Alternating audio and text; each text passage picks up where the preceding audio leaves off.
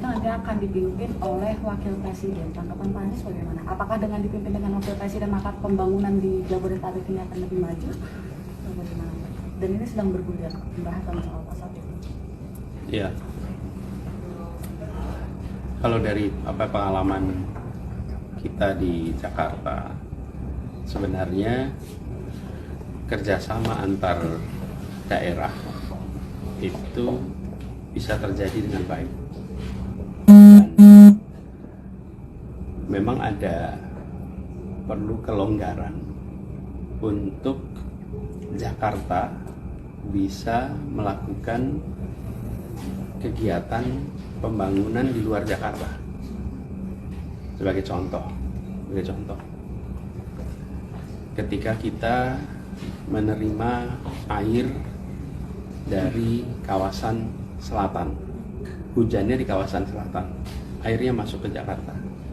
Di situ maka perlu dibangun waduk-waduk di luar Jakarta agar air itu bisa dikendalikan volume masuknya ke dalam Jakarta.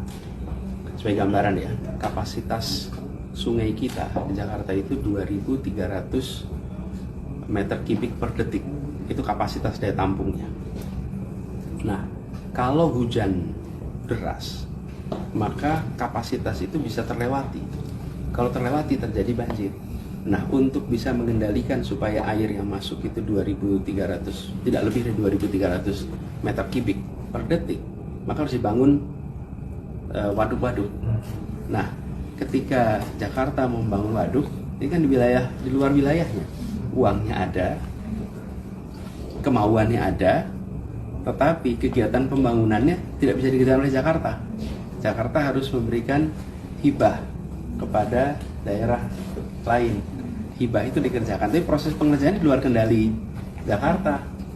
Jadi sebenarnya menurut saya pada fase ini jauh lebih mudah untuk memberikan ruang bagi pemerintah Jakarta untuk melakukan kegiatan di luar wilayah Jakarta. Kembali masuk dalam pemerintahan dan Bapak sekarang ini membawa perubahan dan istilahnya belum ada kepastian apakah Bapak akan tetap menjadi oposisi dan seperti apa, itu bagaimana sih Pak kepastian? Kalau ternyata hasilnya berubah gimana? Kalau ternyata ada putaran kedua gimana? Kalau ternyata ada hasil berbeda gimana? Jadi kita tunggu sampai tanggal 20, baru kemudian nanti kita akan sampaikan. Tapi saya berpesan tadi, benar, bahwa di dalam proses pemilu itu akan ada selalu yang menang berada di pemerintahan, yang tidak berada di luar pemerintahan. Saya pegang prinsip itu aja, prinsipnya yang dipegang. Bila menang berada di dalam pemerintahan, bila tidak menang maka berada di luar pemerintahan, dan dua-duanya sama-sama penting.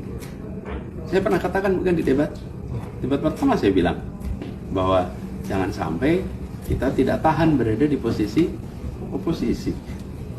Pak Anies, soal wakil ketua umum